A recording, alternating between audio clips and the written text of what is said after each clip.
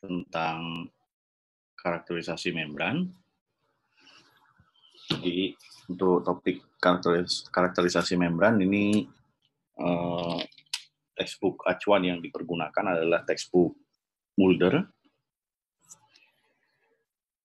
chapter 4 atau bab 4 ya. Jadi kalau Anda mungkin sempat membaca textbook Mulder di bab 4, di sana disebutkan ada dua jenis membran yang membedakan jenis karakterisasi seperti apa yang harus kita lakukan ya. Di jenis membran yang pertama adalah membran berpori, kemudian yang kedua adalah membran dense atau membran yang tidak berpori.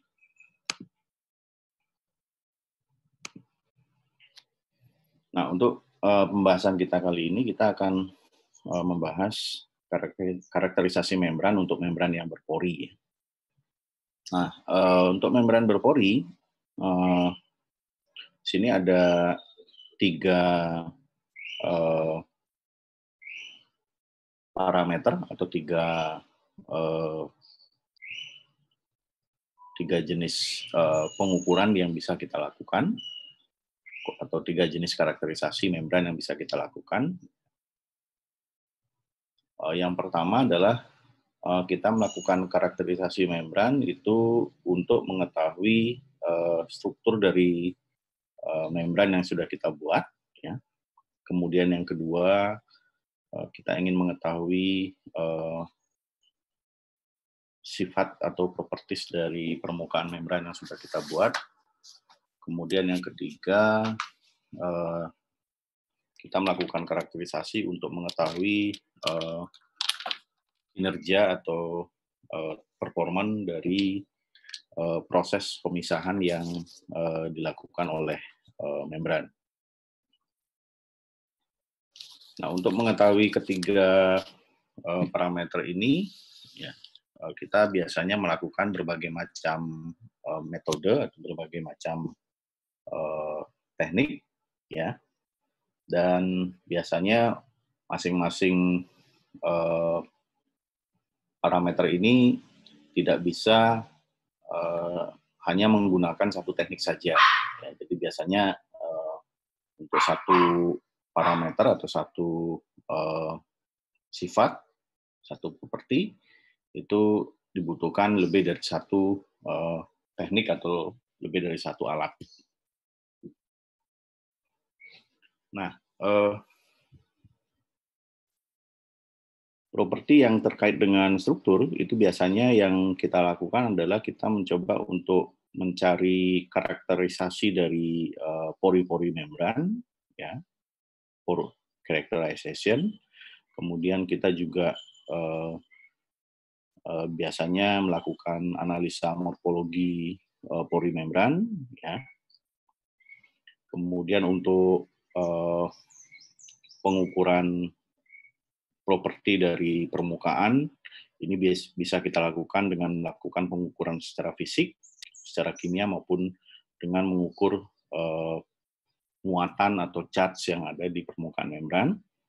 Sementara untuk properti yang ketiga, yaitu properti yang terkait dengan transport atau kinerja membran, itu biasa kita lakukan dengan menggunakan pengukuran permeability atau flux dan pengukuran rejeksi partikel yang tertahan oleh membran.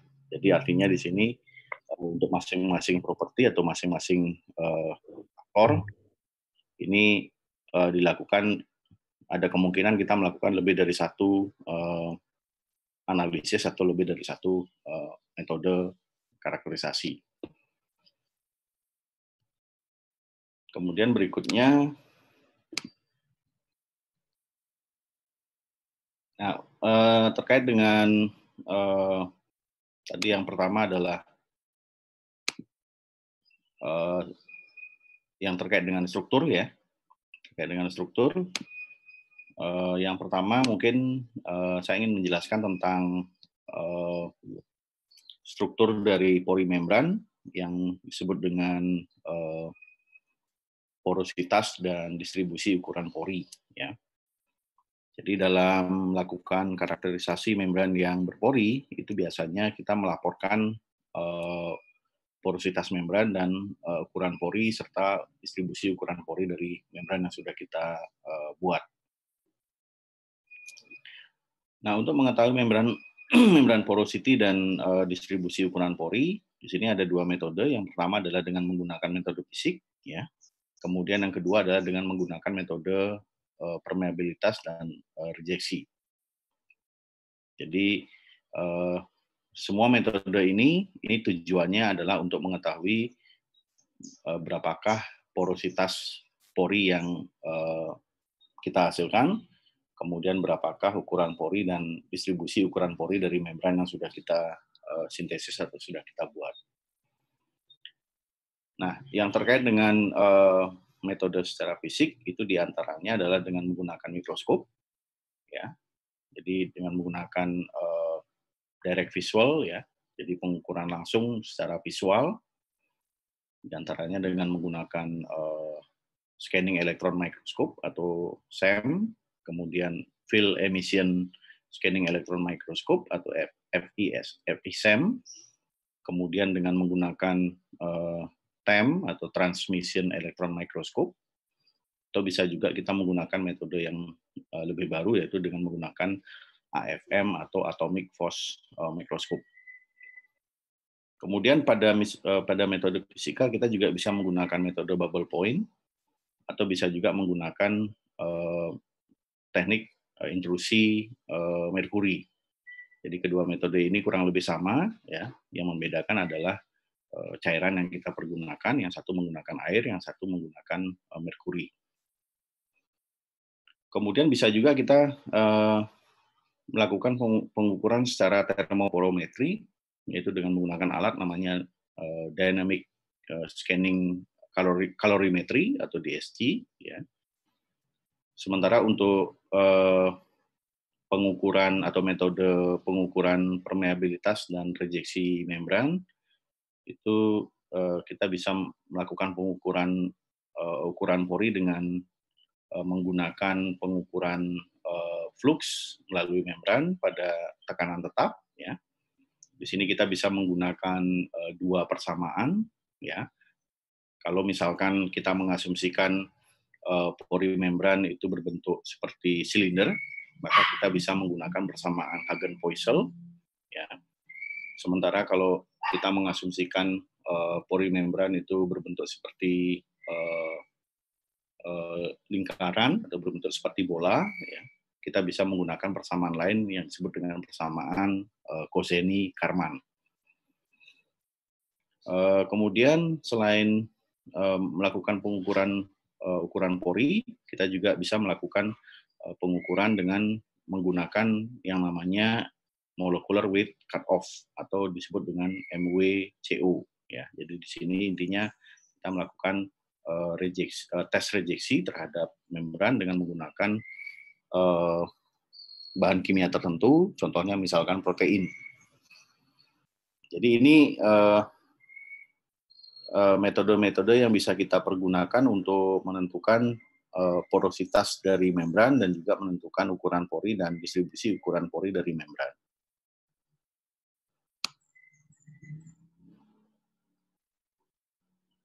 Nah, ketika kita membicarakan membran berpori, ya, jadi ketika kita melakukan pembuatan membran berpori, ya, maka tentu saja setelah kita membuat membran, kita ingin mengetahui berapakah ukuran pori yang kita hasilkan, ya, pore size, kemudian bagaimanakah distribusi ukuran porinya, ya.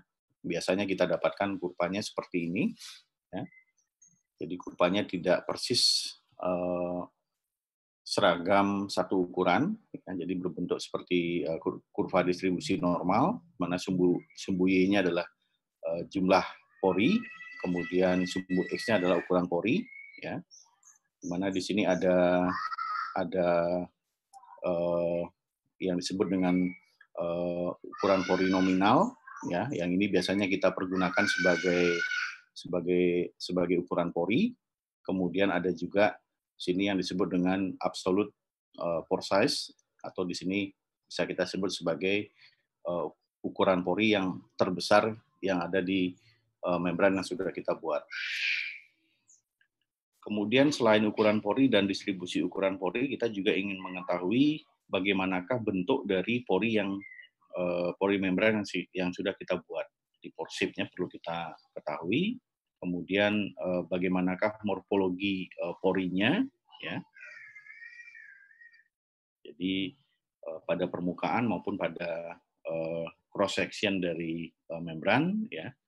Ini kita biasanya melakukan analisa SEM ataupun analisa TEM, SEM atau TEM, untuk mengetahui morfologi dari pori membran yang sudah kita buat.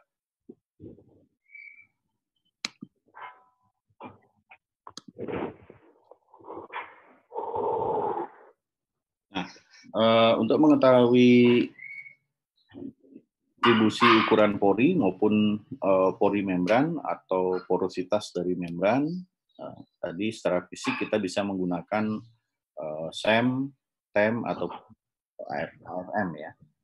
Jadi SEM itu adalah scanning electron microscope,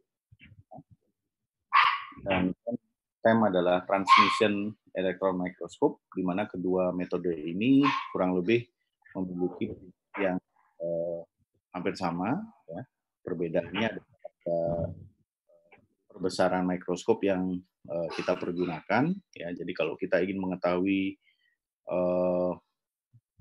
morfologi dari suatu membran, ya, kalau misalkan kita tidak membutuhkan perbesaran yang terlalu tinggi, kita cukup menggunakan SEM, ya. Sementara kalau kita ingin mengetahui morfologi membran dalam perbesaran yang besar, ya, dari SEM, kita sebaiknya menggunakan yang namanya TEM, ya. Jadi bedanya adalah pada perbesaran mikroskop yang bisa kita pergunakan.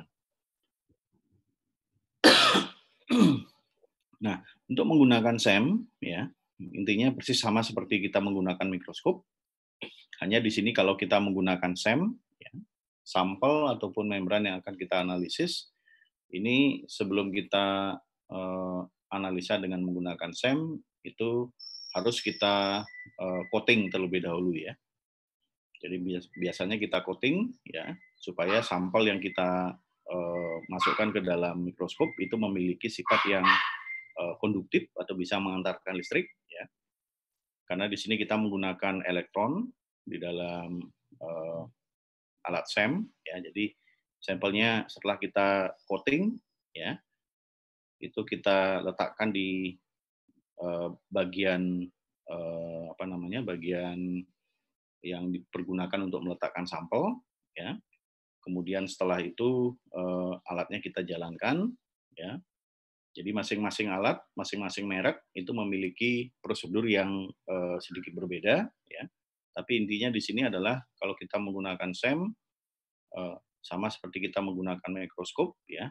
Jadi kita mencari fokus dari gambar yang akan kita simpan, ya. Kemudian kita juga menentukan berapakah perbesaran mikroskop yang kita pergunakan, ya. Nah, ini tentunya membutuhkan waktu, ya, karena masing-masing alat memiliki prosedur yang berbeda, sehingga untuk mendapatkan fokus gambar, kemudian untuk mendapatkan perbesaran, kemudian kalau juga kita mengganti perbesaran dari perbesaran kecil ke perbesaran yang besar, itu nanti kita akan mengatur fokusnya kembali. Jadi kalau tidak terbiasa, mungkin akan membutuhkan waktu yang cukup lama. Nah, jadi intinya prinsipnya sama seperti mikroskop, ya. Jadi Anda bisa baca di sini. Jadi kita mencoba untuk menggunakan elektron, ya. Jadi kondisi di dalam alat ini adalah vakum, ya. Kemudian elektron ini akan akan berinteraksi dengan sampel, ya, sehingga sampelnya harus bersifat konduktif, ya. Jadi untuk sampel-sampel yang tidak konduktif itu makanya sebelum kita masukkan ke dalam SEM itu biasanya kita coating, ya. Coatingnya bisa dengan menggunakan berbagai macam elemen, ya, bisa menggunakan karbon, bisa menggunakan platinum, bisa juga menggunakan emas, ya. Kemudian nanti detektor yang ada di dalam alat SEM ini akan melakukan scanning ke permukaan sampel yang kita akan analisis, ya, sehingga nanti kita akan bisa melihat foto ataupun hasil hasil pengamatan dari mikroskop yang nanti akan bisa kita simpan untuk kita analisis lebih lanjut. Nah, kalau misalkan sampel kita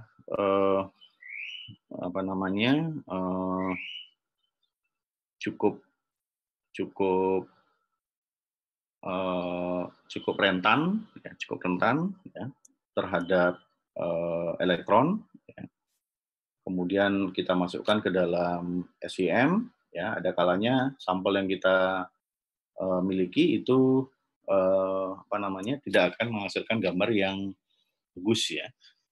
Nah, oleh karena itu, kalau kita mengalami kondisi yang seperti itu, kita sebaiknya menggunakan alat yang disebut sebagai FESEM, ya.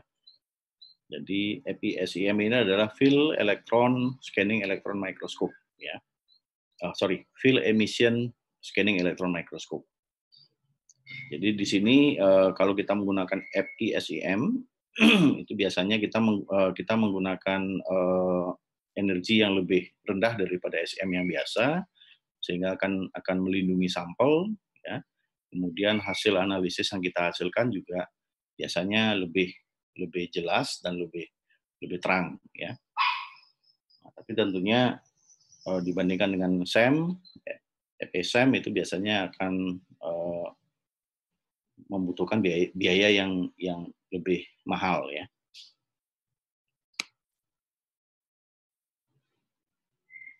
Jadi kalau Anda perhatikan di sini alat yang kita pergunakan kurang lebih bentuknya seperti ini. Jadi sampel kita letakkan di dalam chamber, di dalam alat SEM, kemudian kita melakukan analisis dengan menggunakan mikroskop, ya. Jadi kita tidak langsung melihat hasil scanning mikroskopnya di mikroskopnya langsung, tapi kita melakukan analisis atau melihat hasil mikroskopnya melalui komputer yang ada di sebelah dari alatnya.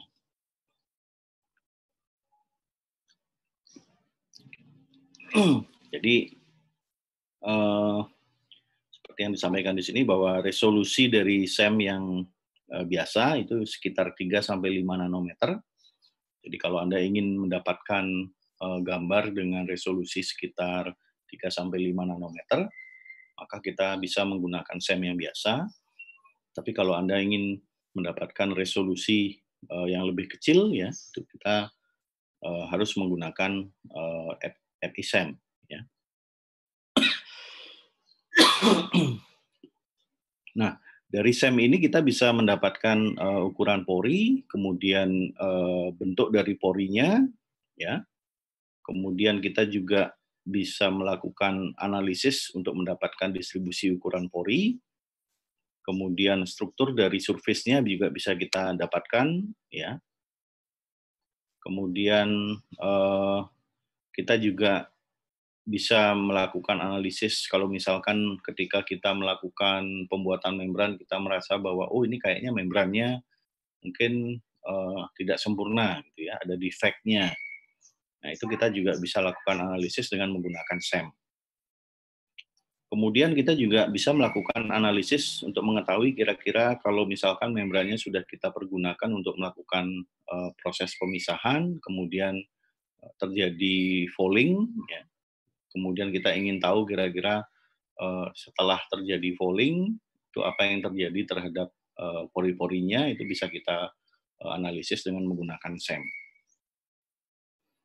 Nah, selain permukaan dari membran, ya, permukaan itu maksudnya ini permukaan, ya. Kalau ini misalkan kertas, ini yang namanya permukaan. Nah, kita juga bisa melakukan analisis terhadap cross section dari membrannya. Jadi kalau ini misalkan membran kertas gitu ya, cross section itu berarti yang di bagian sampingnya, ya. Jadi misalkan ini membrannya memiliki ketebalan sebesar 10 mikro misalkan ya, 10 mikro.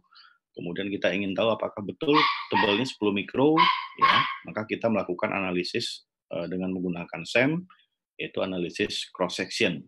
Nah, apa yang kita lakukan? Yang kita lakukan adalah membrannya kita potong, kita patahkan, ya, tapi patahkannya tidak boleh menggunakan gunting atau tidak boleh menggunakan tangan biasa gitu ya.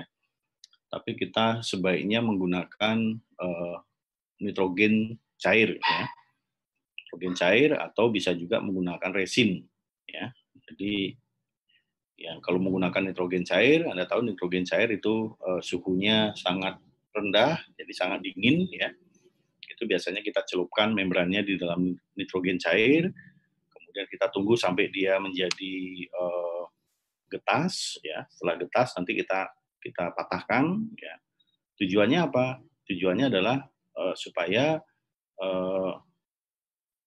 cross section dari membran itu tidak mengalami kerusakan. Jadi kalau kita misalkan tidak menggunakan nitrogen cair tapi menggunakan gunting misalkan, maka bisa dipastikan bagian penampang dari membran atau cross section-nya itu akan menjadi rusak, sehingga ketika kita analisa di bawah mikroskop itu akan kelihatan perbedaan antara kalau kita potong dengan menggunakan gunting biasa atau dengan menggunakan nitrogen cair.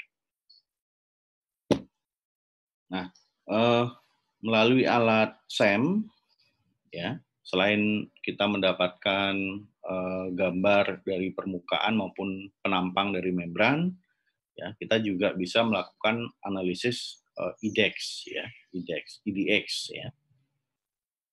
Jadi misalkan kita memiliki membran yang terbuat dari polimer, ya. Polimer itu adalah bahan organik, ya.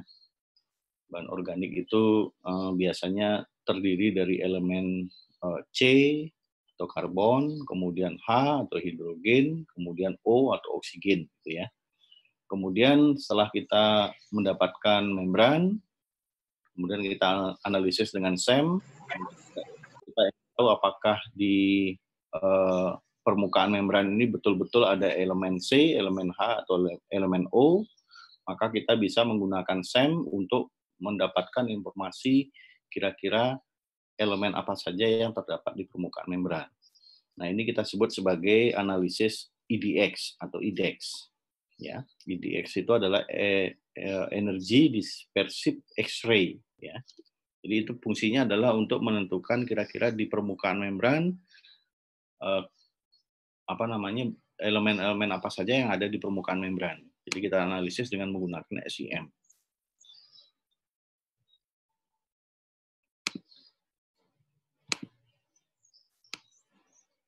Nah, contoh dari SEM itu kurang lebih seperti ini.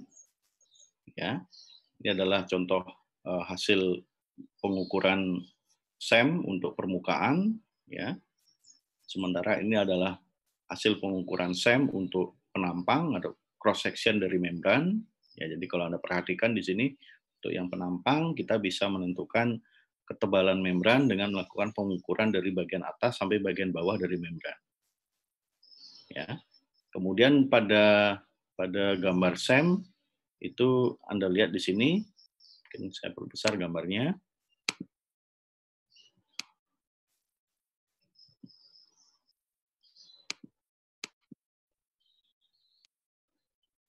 Anda bisa mendapatkan ada skala di sini ya. Jadi dengan skala ini Anda bisa melakukan pengukuran kira-kira ukuran pori dari membran ini kurang lebih berapa gitu ya. Jadi itu fungsi dari SEM untuk mengetahui morfologi dari membran. Selain itu juga kita bisa mengetahui kira-kira pada pada membran itu berapa saja ukuran pori yang dihasilkan ketika kita membuat membran. Kemudian dari cross sectionnya kita bisa menentukan berapakah tebal dari membran yang kita hasilkan. Jadi kita ukur ya. Jadi sini ada skala juga harusnya ya. Kemudian dengan menggunakan skala ini kita bisa melakukan pengukuran secara manual kira-kira berapakah tebal dari membran dari bagian atas sampai bagian bawah. Nah, jadi kalau Anda perhatikan ya, di sini untuk yang permukaan ya, ini dikatakan di sini perbesaran SEM-nya adalah 5.000 kali ya. Jadi kalau mikroskop biasa itu perbesarannya kurang lebih maksimum 1.000 kali ya. Tapi kalau Anda menggunakan SEM itu bisa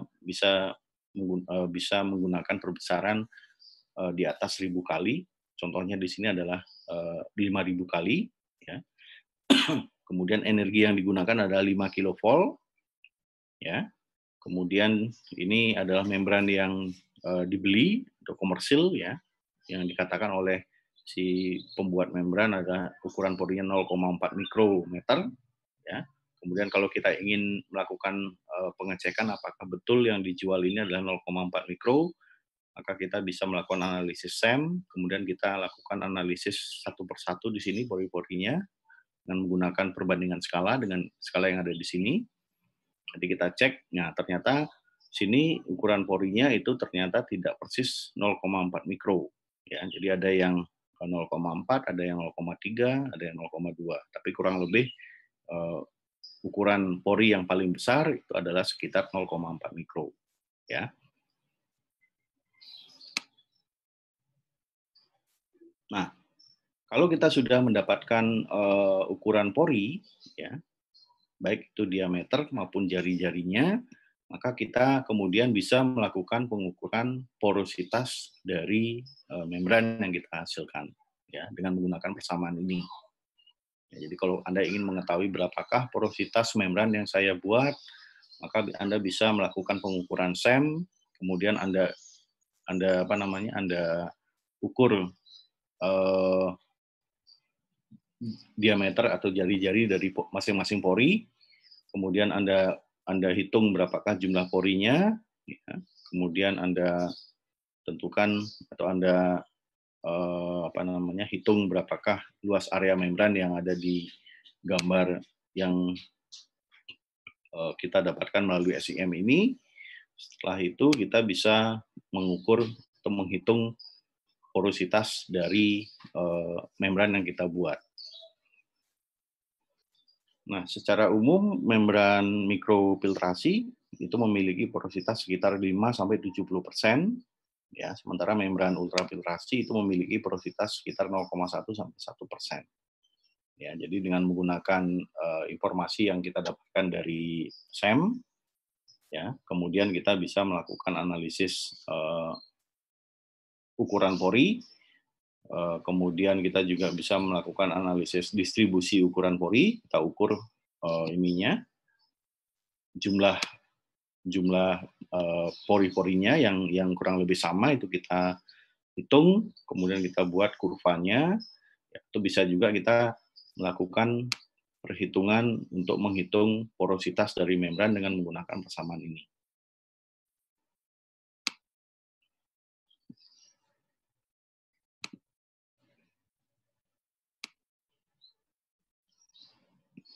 Nah, kalau membrannya itu adalah membran yang bukan membran flat, tapi membran hollow fiber, ya, itu Anda bisa lihat contohnya di sini adalah seperti ini, ya. Ini perbesaran yang kecil, ini perbesaran yang besar gitu ya. Jadi kalau Anda lihat perbedaannya, kalau yang kecil itu mungkin ini bisa kita pergunakan untuk mengetahui berapakah ketebalan dari membrannya. Kita ukur dari sini sampai sini misalkan, kita ambil beberapa kali pengukuran, kemudian kita ambil nilai average dari hasil pengukuran itu, sehingga kita dapatkan berapakah tebal dari membran yang kita pergunakan. Kemudian kalau kita ingin mengetahui lebih jauh kira-kira area yang di sini, ya, itu kita bisa melakukan perbesaran yang lebih besar daripada yang ada di sini, ya. Contohnya misalkan ini, ya. Anda perhatikan kalau kita melakukan perbesaran yang lebih besar, itu kita bisa mendapatkan gambar yang lebih detail. Jadi pada slide ini ditampilkan struktur dari membran mikrofiltrasi, ya. Ini yang kebetulan membran yang tidak di-coating, ya. Kemudian ini adalah membran yang sudah di-coating dengan menggunakan titania TiO2, ya.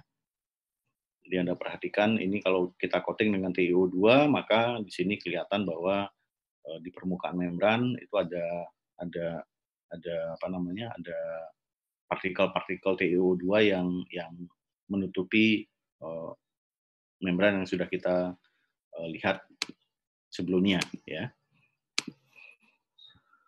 Ini contoh lain hasil pengukuran SEM. Kemudian kalau misalkan kita ingin mengetahui kita misalkan sudah pakai membrannya, kemudian terjadi falling, ya.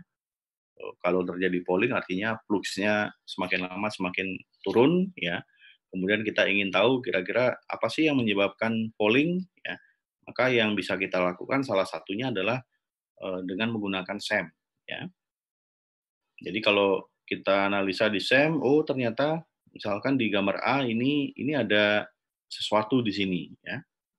Ini warna putih. Ya, ini warna putih ini adalah benda asing, ya. Berarti kita mungkin bisa menyimpulkan bahwa setelah melakukan pemisahan dengan menggunakan membran, ternyata ada komponen yang nempel di permukaan membran yang ini mungkin bisa menyebabkan terjadinya falling, ya. Atau bisa juga ini misalkan kalau kita melakukan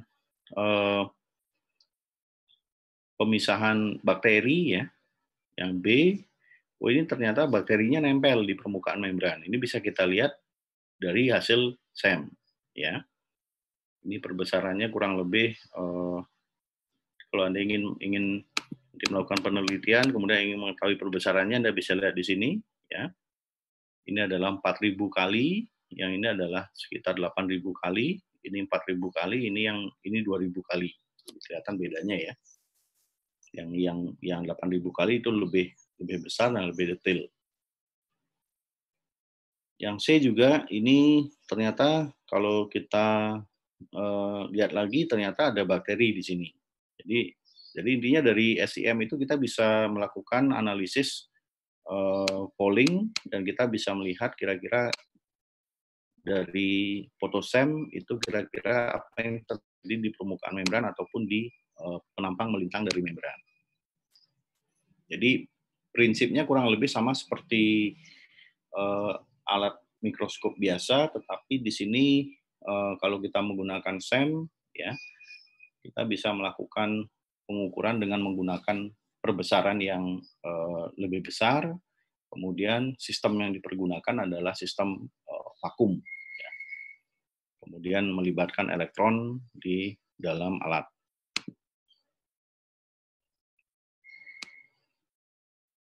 Nah, tadi saya katakan bahwa dengan menggunakan SEM kita juga bisa melakukan analisis kira-kira di permukaan membran ataupun di bagian penampang melintang dari membran itu elemen apa saja yang ada, gitu ya. Jadi itu bisa kita lakukan dengan menggunakan alat SEM juga, ya. Kemudian kita lakukan analisis yang namanya analisis EDX, ya. Jadi Energy Dispersive X-ray. Jadi intinya di sini adalah si sampel ketika kita lakukan analisis SEM, ya, kemudian nanti di dalam alatnya dan di komputernya nanti ada program khusus untuk melakukan analisis EDX, ya. Jadi setelah Anda melakukan pengambilan gambar SEM, kemudian kalau Anda ingin mengetahui elemen apa saja yang ada di permukaan atau di penampang melintang dari sampel, itu kita bisa mengubah programnya menjadi program untuk melakukan analisis EDX, ya. Nah, ketika kita melakukan analisis EDX, kita bisa mendapatkan informasi tentang kira-kira apa saja elemen yang terdapat di dalam sampel. Ya, sebagai contoh, misalkan di sini ini adalah membran PPDF, ya, kemudian dicampur dengan silika, ya, SiO2, ya. Jadi kalau dilihat di sini PPDF itu mungkin sesuai dengan namanya polyphenylidene fluoride. Jadi di dalam polimer PPDF itu ada elemen C, elemen O, elemen H, kemudian ada fluoride F, ya. Kemudian dicampur dengan SiO2, jadi ada elemen Si juga, ya. Sehingga nanti kita bisa mengatur di software-nya, misalkan kita ingin tahu kalau misalkan kita ingin tahu di manakah elemen Si berada, ya, maka kita tinggal klik nanti di programnya, kita hanya tampilkan Si saja seperti ini, sementara elemen yang lain kita tidak tampilkan, ya. Jadi misalkan di sini kelihatan kalau ini sampelnya, ya, ini sampel yang kita analisis dengan SEM, ya. Kemudian terlihat di sini Si-nya ada di bagian bawah gitu ya. Jadi kurang lebih di SIM-nya itu Si-nya ada di bagian ini, ya. Jadi tidak di semua bagian ada silika, ya. Kemudian bisa juga kita gabungkan gambarnya. Jadi kalau kita gabungkan gambarnya kurang lebih seperti ini. Jadi kelihatan di sini yang warna biru adalah silika di sini, yang hijau adalah F, ya, yang merah adalah C. Ya, jadi kita bisa bermain dengan software-nya untuk menampilkan elemen-elemen apa saja yang ingin kita lihat, gitu ya. Jadi ini yang namanya IDEX, ya, atau IDX.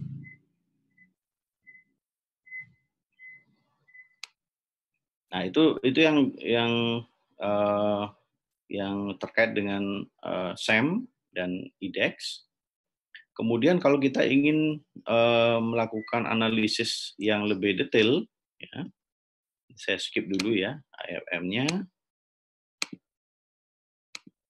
Nah, ini. Kemudian misalkan kita membuat membran, ya, misalkan membrannya adalah membran komposit. Komposit di sini dalam arti bahan pembuat membrannya lebih dari satu polimer atau lebih dari satu bahan, gitu ya. Kemudian dengan menggunakan SEM, misalkan tidak terlalu terlihat distribusi dari bahannya, ya, maka mungkin sebaiknya kita menggunakan alat lain, ya. Mana salah satu alat yang bisa kita pergunakan itu adalah namanya TEM, Transmission Electron Microscopy, ya.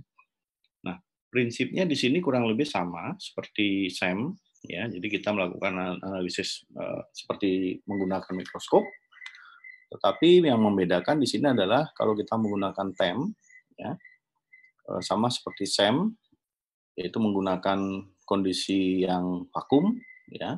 Kemudian perbesarannya itu bisa mencapai 800.000 sampai 1 juta kali. Jadi bisa Anda bayangkan perbesarannya sangat besar sekali. Kemudian resolusinya bisa mencapai 0,3 nanometer, ya. Jadi kalau Anda mau melihat resolusi dari SIM maupun TEM, itu Anda bisa lihat dari ininya, ya. Ini resolusi namanya. Jadi dari skalanya kita bisa lihat, oh ini skalanya misalkan 10 mikro, ini 5 mikro, ini 10 mikro. Ada yang 1 mikro, ada yang nanometer misalkan, ya. Nah, jadi untuk TEM itu bisa menghasilkan resolusi sampai 0,3 nanometer. Jadi bisa Anda bayangkan ini hasil yang kita dapatkan nanti akan menjadi lebih detail dan lebih jelas.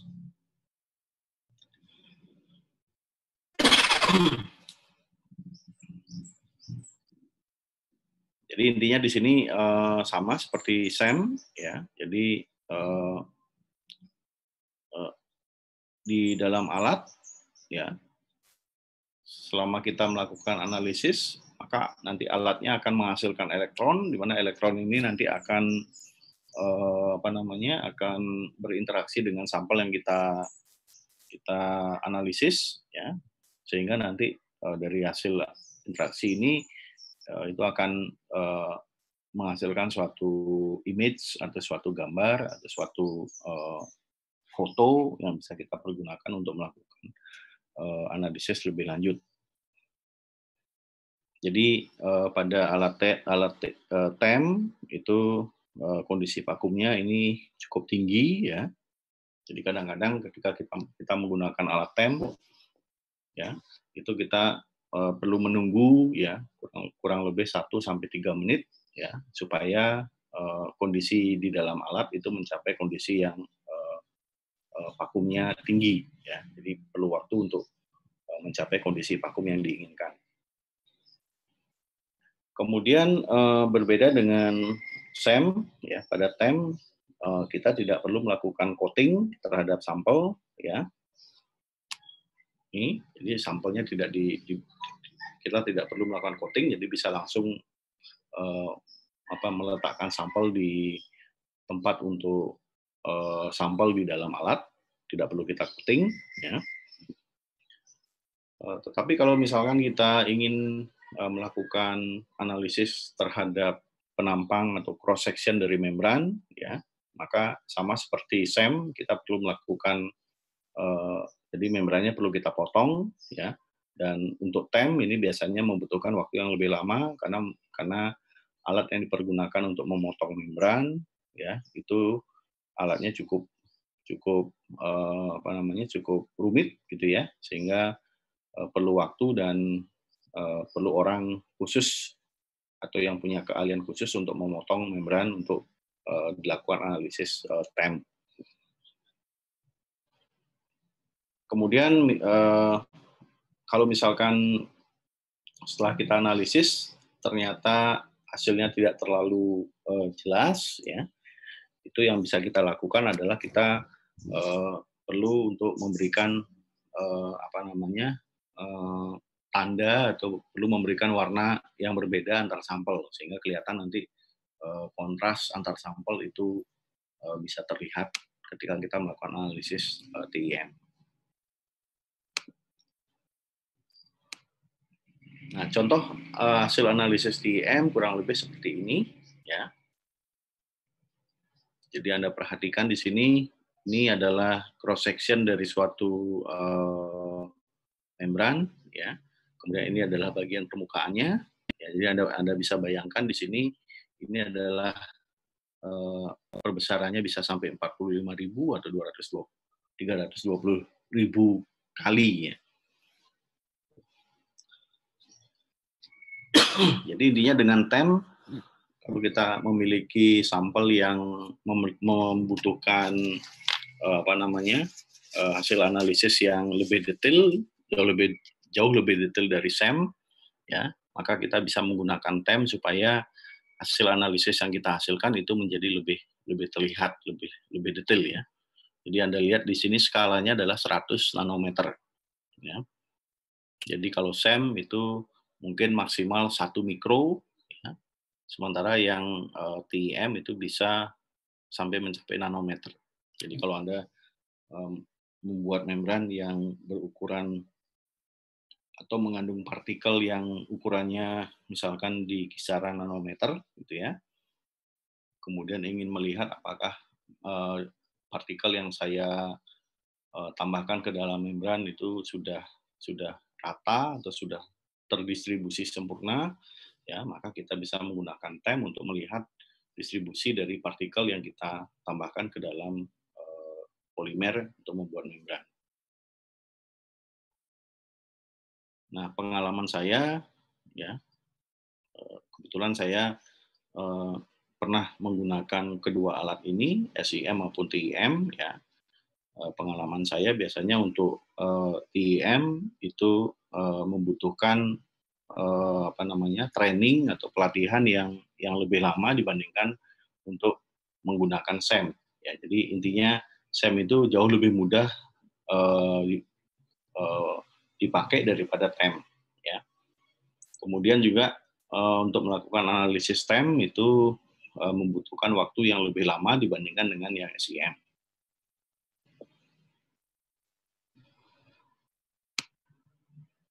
Jadi itu TEM. Kemudian berikutnya yang terkait dengan morfologi dari permukaan maupun penampang membran, ya. Misalkan kita ingin mengetahui permukaan membran itu kira-kira permukaannya apakah dia permukaannya rata atau tidak, ya. Nah, kalau ingin mengetahui rata atau tidaknya permukaan membran, kita tidak bisa menggunakan SEM ataupun TEM, ya. Maka yang bisa kita pergunakan adalah alat lain namanya AFM atau atomic force microscopy, ya. Nah, untuk AFM ini prinsipnya adalah di sini, ya. Kita menggunakan AFM itu untuk mendapatkan topografi dari permukaan membran, ya. Topografi itu maksudnya yang tadi saya sebutkan, apakah membran yang kita buat itu membrannya dari sisi yang satu ke sisi yang lain itu memiliki tingkat permukaan yang rata atau tidak, ya. Jadi di bahasa Inggris namanya roughness, ya. Jadi apakah permukaannya kasar atau apakah permukaannya halus, gitu ya. Nah, untuk AFM ini untuk melakukan analisa AFM kita tidak perlu melakukan coating terhadap sampel, ya, dan juga tidak menggunakan kondisi yang vakum, ya. Jadi secara sisi penggunaan alat ini lebih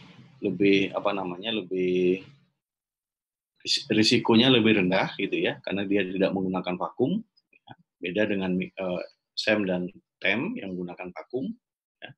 Jadi segala sesuatu yang menggunakan vakum biasanya karena dia menggunakan tekanan yang rendah, gitu ya.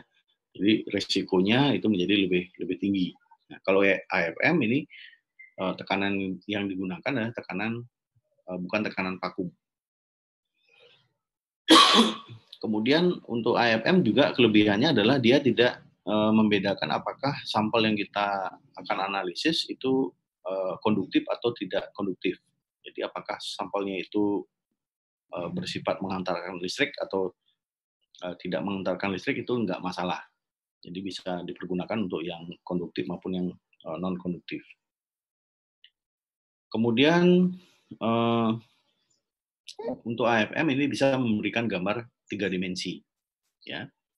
Jadi bisa memberikan gambar 3 dimensi dan juga bisa digunakan untuk sampel-sampel yang selain membran itu bisa juga digunakan untuk menganalisis sampel lain yang bukan berupa padatan, ya. Jadi bisa melakukan visualisasi di udara dan di cairan, ya. Jadi sampel-sampel yang ada cairannya itu bisa dilakukan analisa dengan menggunakan AFM.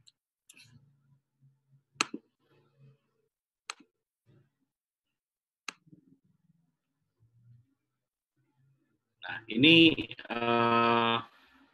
komponen utama dari AFM, ya. Jadi komponen utamanya yang pertama adalah tempat untuk meletakkan sampel. Jadi ini ada tempat untuk meletakkan sampel. Sampelnya ini adalah yang berwarna hijau contohnya.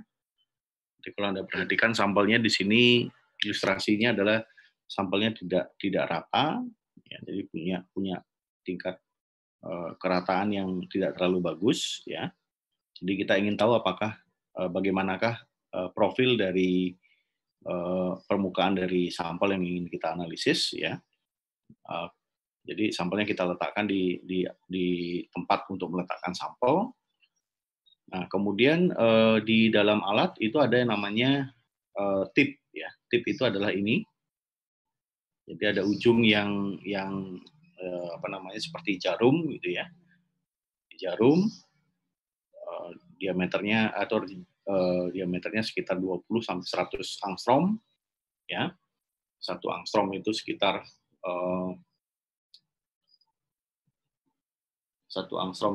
10 nanometer, ya, di 20 sampai 100 angstrom diameter dari jarumnya. kemudian ada tipnya, ada cantilevernya, pemegang jarumnya, kemudian ada laser, kemudian ada sini ada detektor. Ya. Nah, detektor ini nanti akan mengirimkan hasil pengukuran ke komputer. Ya. Nah, intinya di sini adalah ketika kita jalankan alatnya, si jarum atau tipnya ini akan berinteraksi dengan permukaannya. Misalkan kita ingin melakukan analisis dari sisi kiri ke sisi kanan, misalkan ya. Jadi nanti si jarumnya itu nanti akan akan menyentuh permukaan sampel, ya. Jadi dia nanti menyesuaikan sendiri dengan topografi dari sampelnya. Jadi kita bisa tahu nanti profil permukaan sampel itu seperti apa, ya. Jadi ini tipnya ini berfungsi untuk untuk menentukan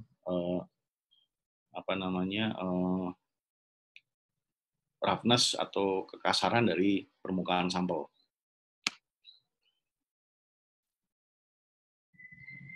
Jadi intinya di sini seperti yang saya sampaikan, di tipnya itu kita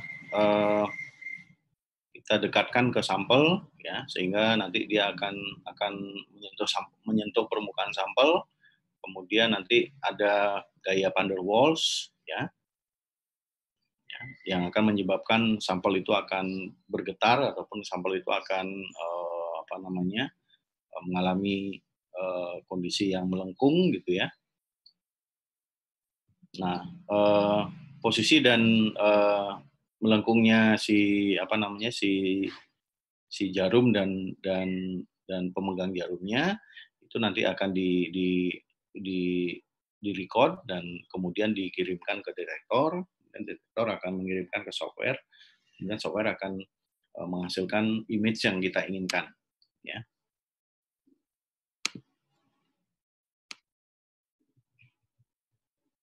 Nah, ketika kita melakukan analisis AFM, ya, kita bisa melakukan dua yang umum itu ada dua metode, ya, atau dua teknik, ya. Yang pertama adalah kalau sampelnya itu misalkan sampel yang cukup kuat, gitu ya, sampel yang cukup kuat dan seperti membran, gitu ya, cukup kuat, ya, tapi juga tidak terlalu kuat, gitu ya, sedang-sedang lah, ya. Jadi cukup kuat. Nah, itu kita bisa melakukan modenya adalah kontak. Jadi kontak ini maksudnya si tipnya atau jarumnya itu berkontak langsung dengan permukaan, ya. Kemudian yang kedua, kalau misalkan sampelnya itu adalah sampel yang betul-betul kuat, seperti misalkan logam atau keramik, gitu ya, yang kalau misalkan dipukul-pukul dengan tipnya atau jarumnya itu nggak masalah, ya, itu bisa kita pergunakan yang namanya modenya adalah tapping, ya. Jadi ini adalah si jarumnya itu akan bergetar, ya, ke permukaan sampel. Jadi ada dua mode, ya. Nah, dari hasil analisa AFM, ya, kita bisa mendapatkan topografi dari permukaan, jadi kekasaran permukaannya atau bentuk dari permukaannya bisa kita dapatkan. Kemudian kita juga bisa mendapatkan informasi pori yang ada di permukaan, kemudian kekasaran dari permukaannya, ya.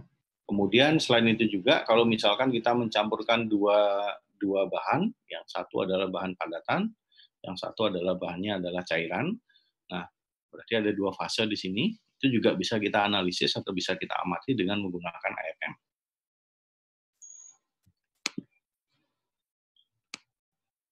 Nah, contoh hasil analisis dari AFM adalah seperti ini.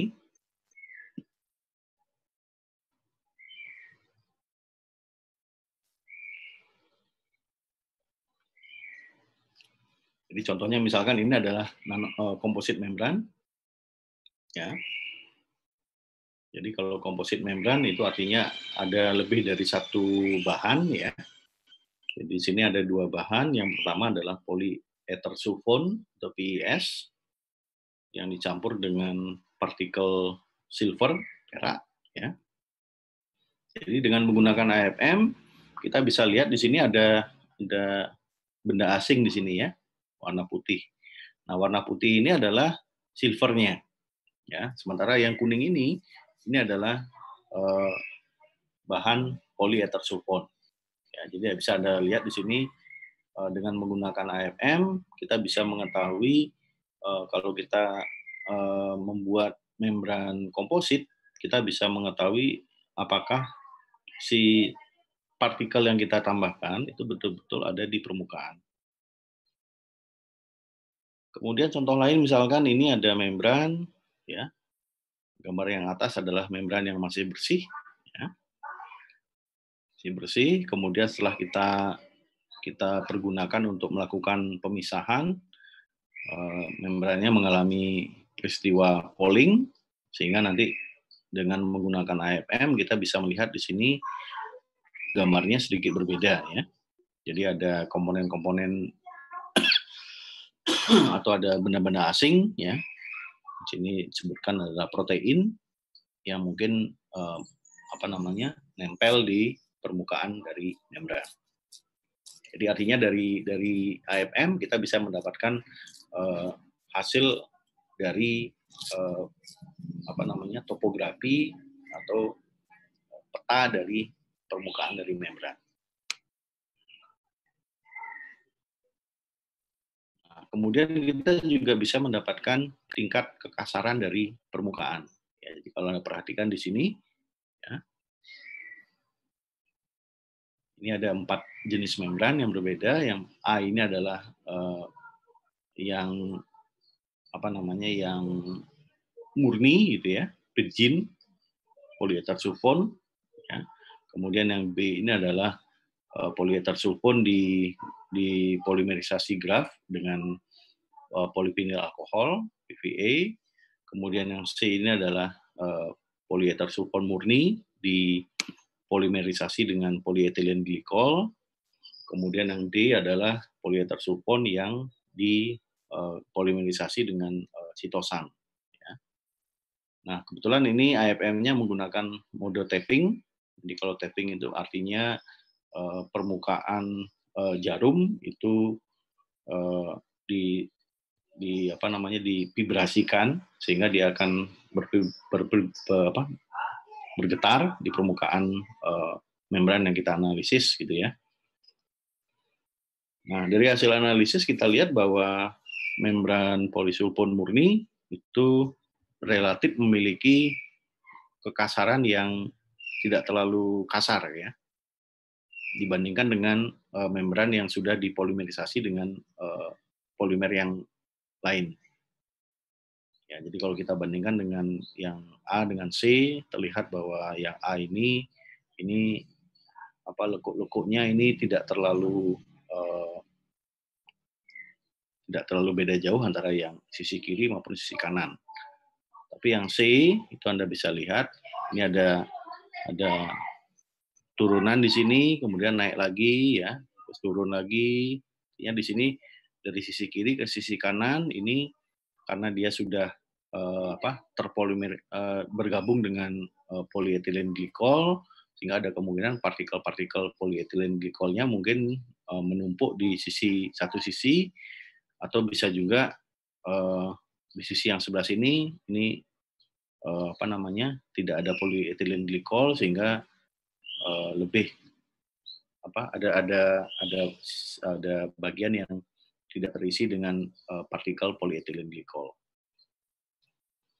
Jadi artinya di sini dengan menggunakan AFM, selain kita bisa mendapatkan topografi dari permukaan, kita juga bisa mendapatkan data tentang kekasaran dari permukaan membran yang kita analisis.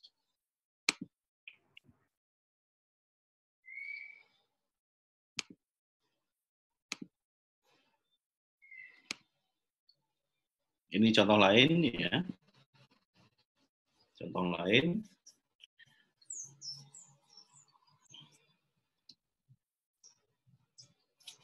Jadi misalkan ini yang A, ini adalah poliparasilin ya. yang dicampurkan dengan partikel Ag, ya, partikel silver di sini. Anda bisa lihat permukaannya relatif tidak rata, kemudian ada bagian yang kelihatan sedikit, ini adalah silvernya, ya. Sementara yang B ini adalah polipropilin yang dicampurkan dengan partikel clay, ya. Jadi bisa terlihat di sini distribusi clay-nya cukup merata, ya. Kemudian yang gambar sebelah kiri juga bisa Anda lihat, ya. Ini kita bisa mendapatkan data topografi dari permukaan yang kita analisis, ya. Jadi Anda lihat di sini ini ada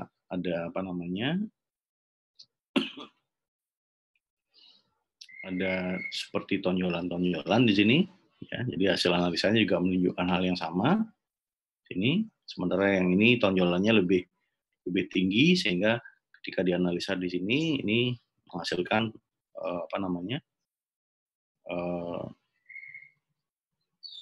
tonjolan yang lebih tinggi daripada gambar A maupun gambar C. Jadi intinya di sini dengan menggunakan AFM, ya, kita bisa mendapatkan informasi tentang topografi dari permukaan membran. Kemudian kita juga bisa mendapatkan informasi tentang roughness atau kekasaran dari permukaan membran. Kemudian kita juga bisa mendapatkan informasi tentang pori-pori dari membran yang kita analisis, ya. Jadi intinya dengan menggunakan AFM, ini adalah teknik yang cukup baru yang juga cukup mahal, ya. Dan saya sendiri pernah menggunakan alat ini, ya, tapi tidak sampai mahir. Jadi menurut saya cara menggunakan alatnya cukup sederhana, tetapi yang sulit itu adalah untuk mendapatkan gambar yang cukup bagus, gitu ya, karena di softwarenya itu cukup banyak cukup banyak tombol, gitu ya, yang itu harus kalau tidak hafal, jadi harus sering buka buku petunjuknya, ya, dan itu memakan waktu yang cukup banyak, sehingga pada saat itu saya sempat mengikuti trainingnya, tapi setelah itu saya tidak sempat menggunakan untuk riset saya sendiri, ya.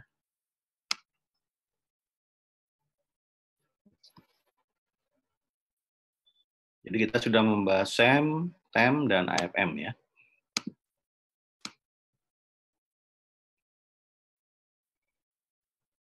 Nah, berikutnya selain SEM, kemudian TEM dan AFM, ya. Jadi saya kembali ke slide kita yang awal, ya.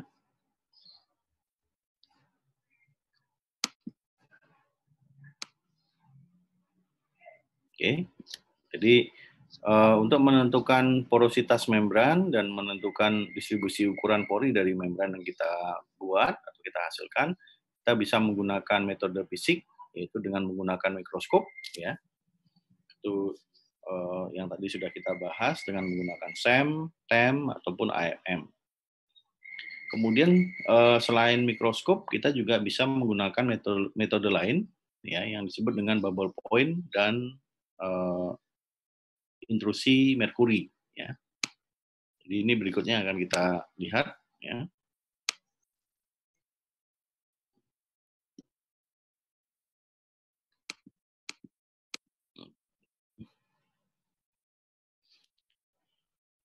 Nah, untuk mendapatkan porositas, kemudian ukuran pori dan distribusi ukuran pori, selain menggunakan SEM, TEM, dan AFM, kita juga bisa menggunakan alat sederhana, ya.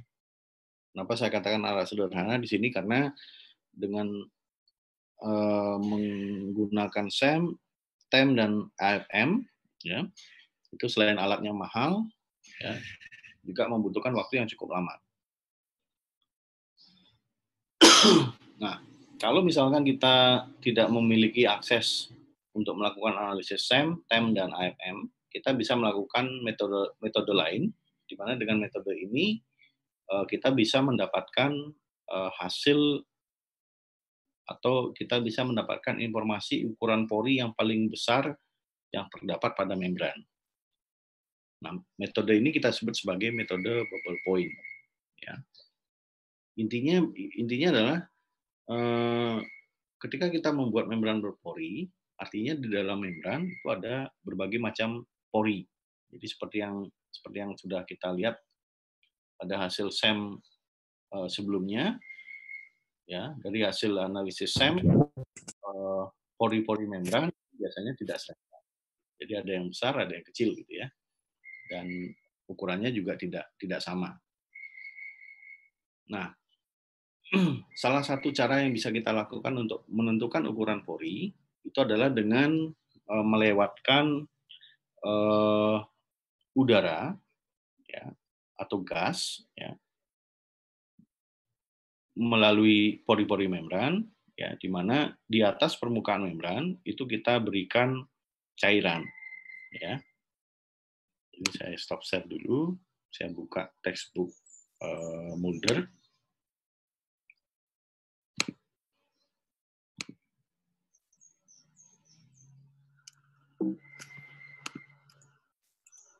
Nah, kurang lebih alatnya seperti ini. Saya perbesar. Kurang lebih alatnya seperti ini, ya. Jadi misalkan kita menggunakan gas nitrogen, ya.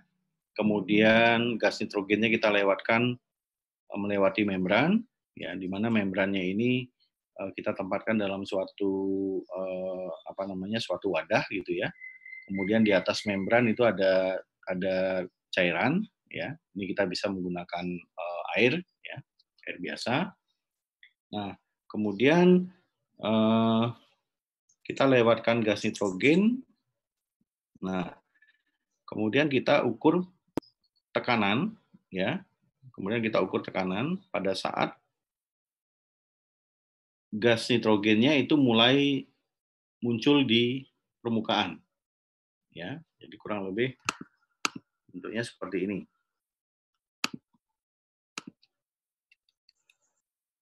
Jadi nanti ketika ini misalkan pori-pori membran, ini ya, ini adalah pori-pori membran. Jadi nanti pori-pori membran dengan ukuran yang paling besar itu tentunya akan bisa melewatkan gas nitrogen lebih dulu dibandingkan dengan pori membran yang ukurannya lebih kecil. Ya, jadi kalau ini misalkan ini porinya paling besar, ini yang nomor 2 yang jadi ukurannya urutannya itu adalah kurang lebih ini paling besar, ini yang kedua, ini yang ketiga, ini yang keempat, ya.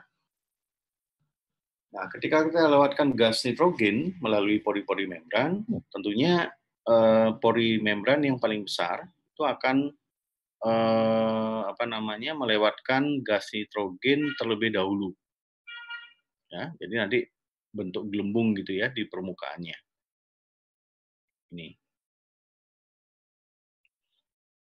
Nah, kemudian setelah terbentuk gelembung, itu kita ukur tekanannya. Ya, jadi intinya adalah kita mengukur tekanannya, tekanan pada saat si gelembungnya itu muncul. Ya, gelembungnya muncul di sini. Ya. Oke, kemudian setelah itu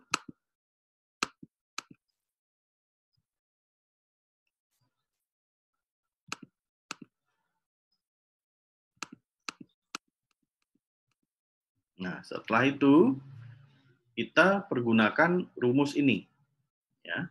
Jadi ini namanya rumus Laplace. Ya.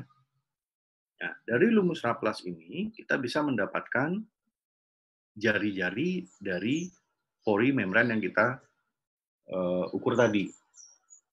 Ya. Jadi di sini ada parameter lambda. Ya, lambda ini adalah tegangan permukaan. Ya. Mungkin saya kembali ke PowerPoint.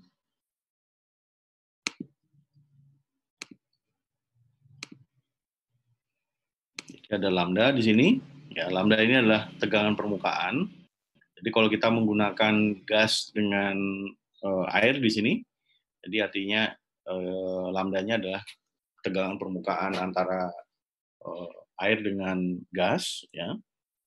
Kemudian ada theta, ya, di sini. Nah, kalau misalkan kita setelah ukur di sini muncul gas, terus kita ukur tekanannya, maka di sini kita bisa mengasumsikan tetanya 0. Jadi kalau cos theta cos 0 itu maka sama dengan 1. Ya. Jadi nanti persamaannya R sama dengan 2 gamma cos theta-nya adalah cos 0 sama dengan 1, kemudian delta P-nya ini kita ukur dari tekanan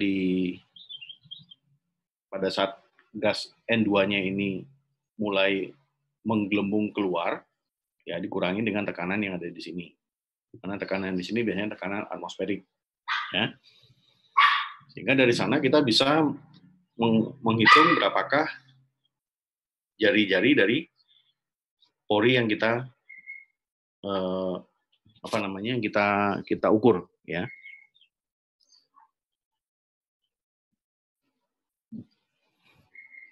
Jadi itu prinsip dasar dari pengukuran pori dengan menggunakan bubble point. Nah, permasalahannya adalah ketika kita melakukan ukuran pori dengan menggunakan bubble point, permasalahannya adalah di dalam membran yang kita buat, ya, selain ada pori yang lurus dari atas ke bawah, ya, pasti di dalam membran yang kita hasilkan itu ada pori-pori yang tidak persis dia lurus dari atas ke bawah, ya. Jadi bentuknya itu mungkin seperti ini, ya.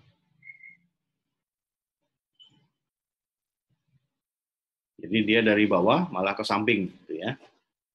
Atau bisa juga di dalam membran yang kita buat itu ada yang namanya atau ada bentuknya seperti ini. Jadi dia berpori, tetapi dia tidak terhubung kemana-mana.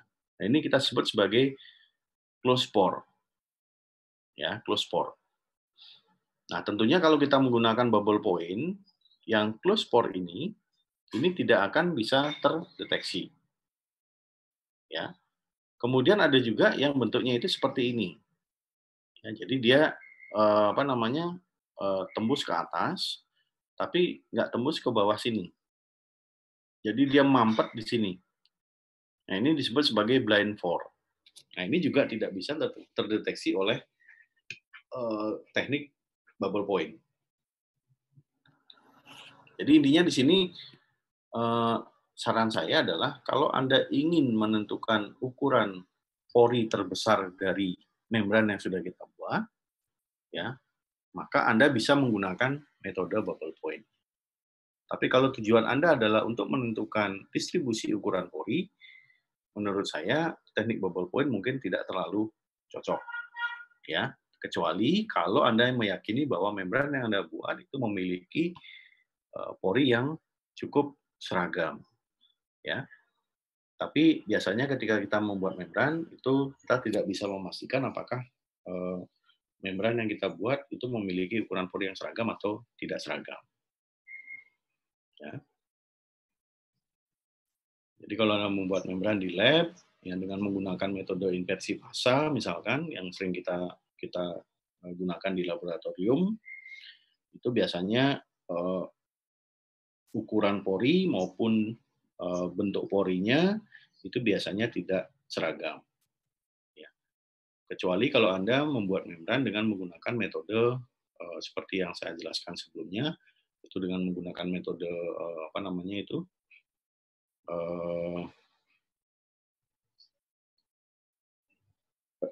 yang melibatkan radiasi, ya. Jadi polimernya ditembak gitu ya, untuk dilubangi, itu mungkin Anda bisa meyakini bahwa ukuran pori maupun bentuk porinya mungkin sama. Nah, kalau misalkan membrannya seperti itu, mungkin kalau kita menggunakan metode bubble point itu akan bisa menghasilkan hasil pengukuran yang cukup akurat. Ya. Nah, metode variasi dari bubble point adalah metode menggunakan merkuri. Jadi prinsipnya sama dengan bubble point, ya, tetapi di sini yang digunakan sebagai media untuk media untuk atau bahan yang dilewatkan melalui pori-pori membran itu bukan gas nitrogen, tetapi menggunakan merkuri. Ya, dan ini dikatakan di sini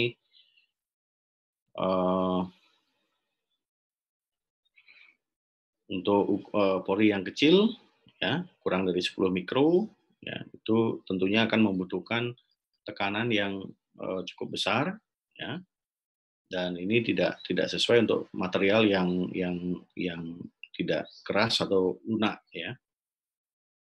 Kemudian ini lebih cocok untuk mikrofiltrasi dan ultrafiltrasi.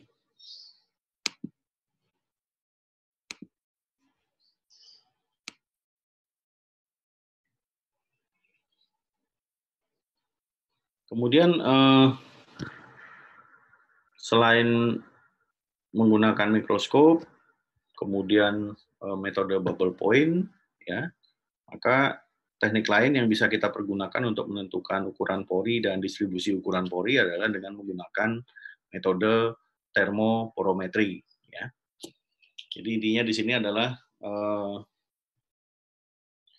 dengan menggunakan metode termoporometri, ya, kita menggunakan suatu alat namanya differential scanning calorimetry, ya, atau DSC, ya. Kemudian dari DSC itu nanti kita bisa mendapatkan informasi tentang jadi dalam alat DSC sampel yang kita masukkan ke dalam alat itu nanti akan mengalami proses kenaikan suhu, jadi suhunya dinaikkan dari suhu rendah ke suhu tinggi, ya, sehingga dari sana nanti kita bisa mendapatkan data tentang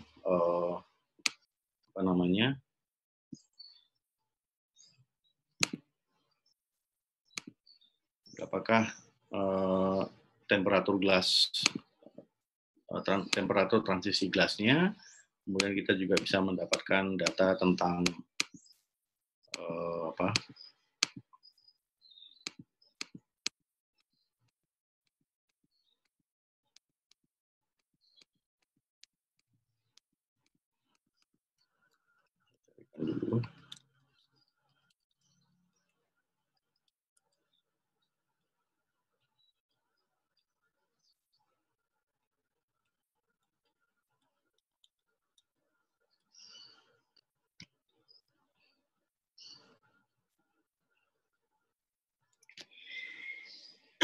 jadi intinya dengan menggunakan alat DSC, ya, jadi sampelnya kita potong kecil-kecil, ya, kemudian kita masukkan ke dalam sampel holder atau alat untuk meletakkan sampelnya, kemudian sampelnya kita atur, ya, kita letakkan dalam alat, kemudian dari program yang ada di alat kita berusaha untuk menaikkan suhu sampel, ya, kemudian kita atur sehingga nanti kita mendapatkan kurva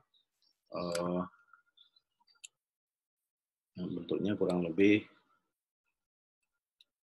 seperti ini, ya. Jadi dari alat itu di sana ada program, ya, kita bisa pilih programnya, ya. Kita bisa memilih program untuk salah satunya adalah kita ingin mengetahui berapakah distribusi kumulatif ataupun distribusi diferensial dari ukuran pori dari membran yang kita buat, ya, kemudian kita analisa dalam alat, ya. yang bentuknya seperti ini namanya distribusi kumulatif, ini adalah distribusi diferensial yang kita dapatkan dari alat DSG.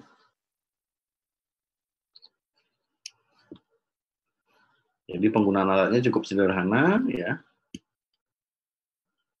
Dengan menggunakan DSG kita bisa mendapatkan informasi tentang distribusi ukuran pori maupun distribusi kumulatif dan diferensial dari ukuran pori membran yang kita hasilkan. Jadi ini cocok untuk sampel dengan ukuran pori antara 2 sampai 50 nanometer, ya. Jadi tidak membutuhkan preparasi sampel yang terlalu rumit, ya. Tetapi masalahnya adalah ketika Anda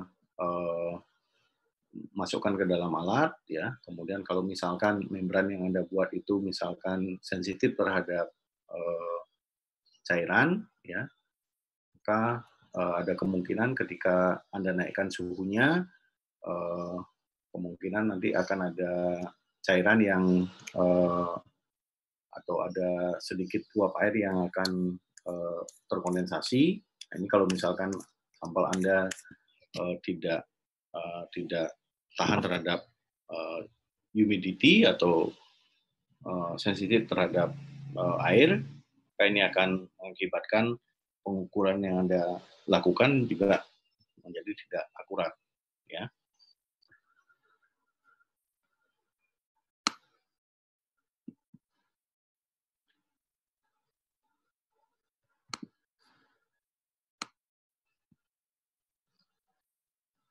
Kemudian dari alat DSC juga kita bisa mendapatkan informasi tentang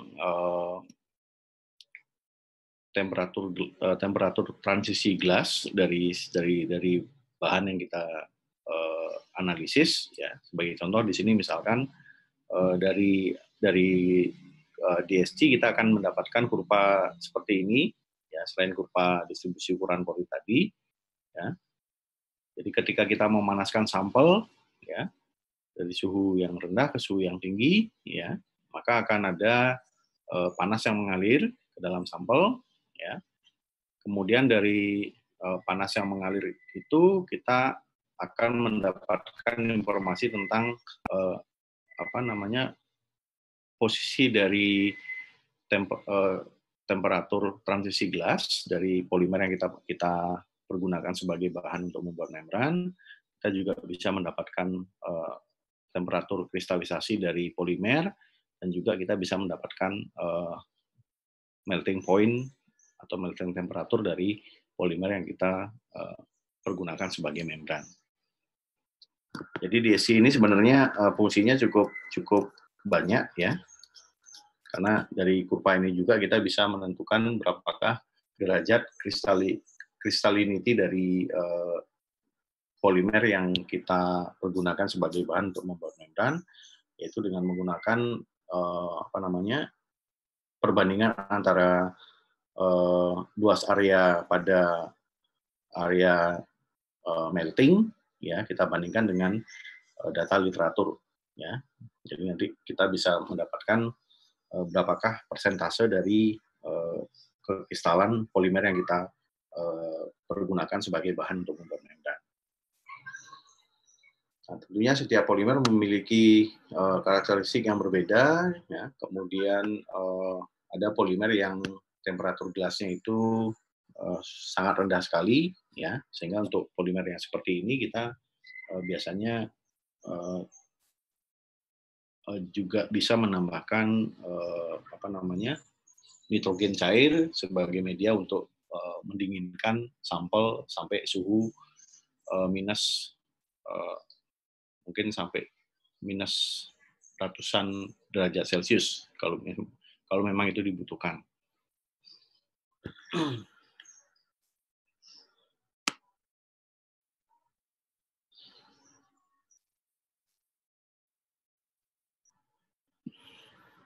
Nah, kalau tadi kita sudah membahas tentang SEM, kemudian TEM, AFM, kemudian ada bubble point, ada termoporometri, itu semua kita pergunakan untuk melakukan analisis analisis struktur ya, analisis struktur dari permukaan membran yang kita hasilkan. Nah, kemudian parameter yang berikutnya selain struktur, kita juga bisa melakukan analisis permukaan dari membran. Ya.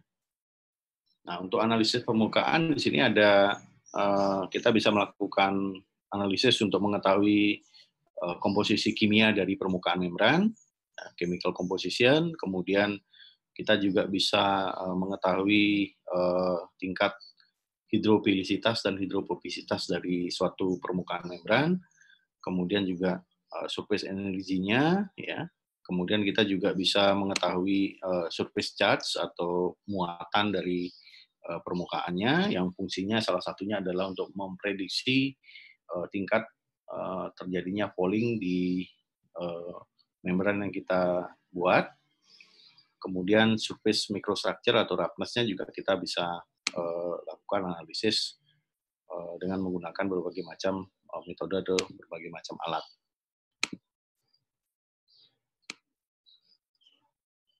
Nah, untuk komposisi kimia, ya, sini ada dua metode yang bisa kita pergunakan, ya. Yang paling umum yang juga ada di laboratorium yang ada di Ubaya adalah dengan menggunakan FTIR atau Fourier Transform Infrared, ya. Kemudian yang kedua kita juga bisa menggunakan metode lain yang lebih canggih yang disebut dengan X-ray photoelectron spectroscopy atau XPS. Nah, perbedaannya adalah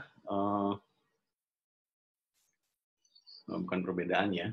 Jadi biasanya XPS itu kita pergunakan untuk mendapatkan data yang lebih detail. Kalau misalkan dari hasil analisa FTIR tidak terlihat jenis gugus fungsi atau jenis ikatan yang kita ingin lihat, gitu ya. Jadi kadang-kadang ketika kita melakukan analisis dengan menggunakan FTIR, gugus fungsi ataupun ikatan yang ingin kita analisis itu tidak bisa dideteksi oleh FTIR. Sehingga kita perlu menggunakan metode lain, ya. Salah satu metodenya adalah dengan menggunakan XPS atau X-ray photoelectron spectroscopy. Nah, sebagai informasi bahwa di dalam melakukan riset atau penelitian, ya, di laboratorium, ya,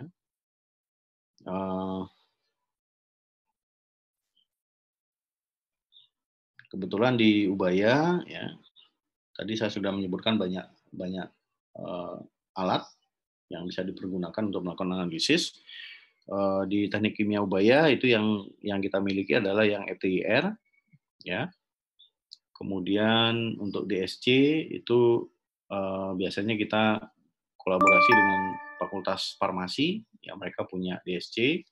Sementara untuk alat SIM, kemudian TIM, kemudian XPS, ya, itu biasanya kita mengirimkan sampel ke paling dekat adalah ke ITS, ya, karena di sana ada alat SIM, TIM maupun TIM mereka tidak punya, yang punya adalah SIM dan XPS, ya.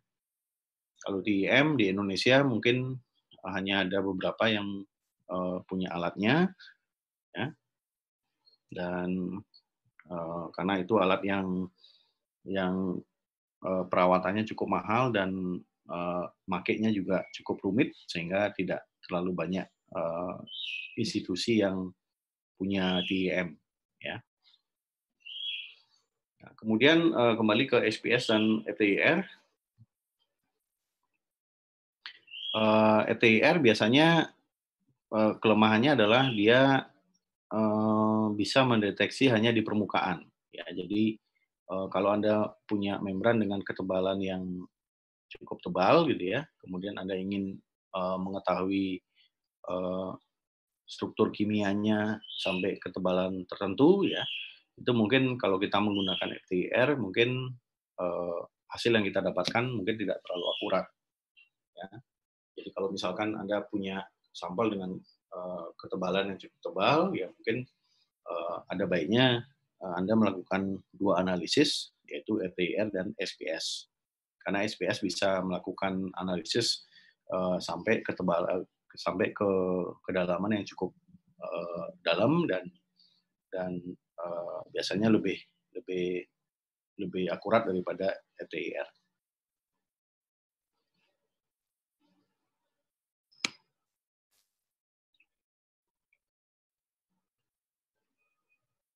Jadi prinsip dari SPS adalah semua elemen yang ada di permukaan sampel itu akan bisa dianalisis kecuali hidrogen dan helium. Ya.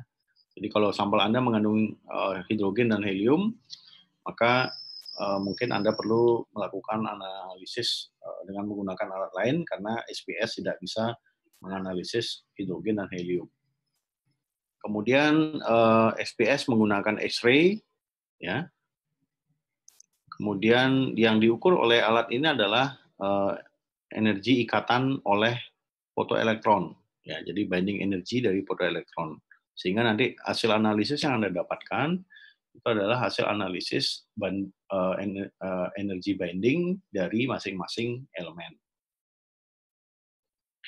Nah, biasanya yang ingin kita ketahui dari SPS dan FTIR itu adalah apakah dalam sampel yang kita analisis itu terdapat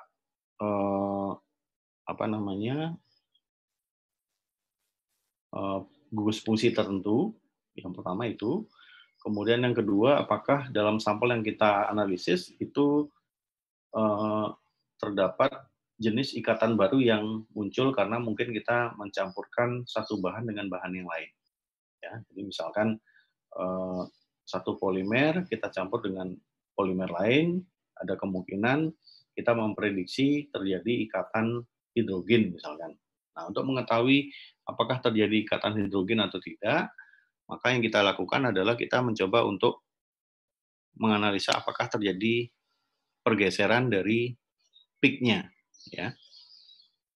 Jadi nanti kita lihat dari hasil analisa SPS maupun FTIR, kalau misalkan terjadi pergeseran peak, itu artinya akan muncul ikatan baru atau akan muncul gugus fungsi baru. Kemudian di sini luas area dari peak itu proporsional atau kurang lebih bisa mewakili konsentrasi dari atom yang kita analisis, ya. Kemudian stoichiometry itu bisa didapatkan dari rasio antar peak, ya. Jadi rasio luas area dari peak-nya. Jadi hasil analisisnya kurang lebih seperti ini. Ya, jadi kita bisa misalkan ini kita punya PIS, ya. Yang A itu adalah PIS. Jadi kita bisa dapatkan hasilnya ada karbon, kemudian ada oksigen, ada sulfur, ada nitrogen, ya. Jadi ada karbon, oksigen, kemudian ada sulfur, ada nitrogen.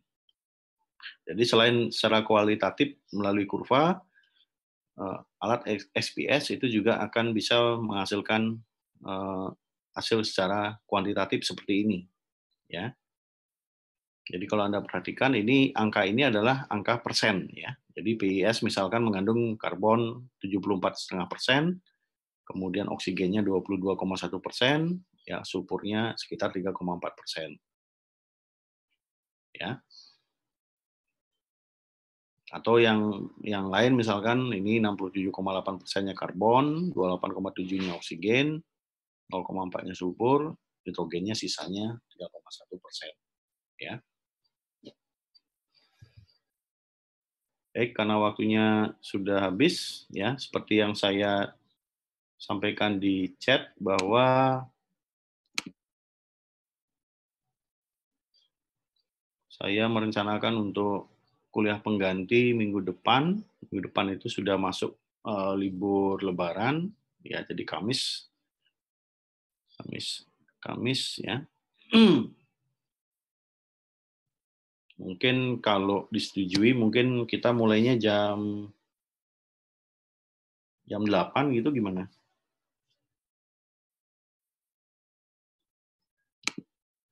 Boleh, Pak. Ya, jam 8 ya. Nanti saya umumkan di ULS dan di Google Classroom link Zoom-nya, ya.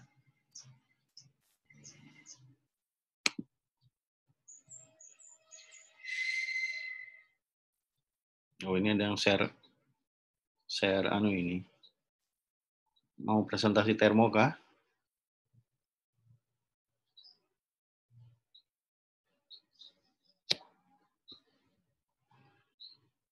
Oke, saya kira untuk hari ini materinya saya cukupkan sampai di sini dulu.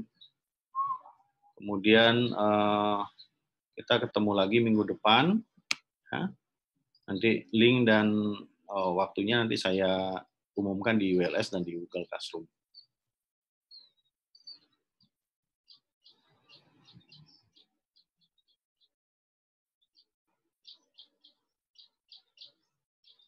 Baik, saya kira itu.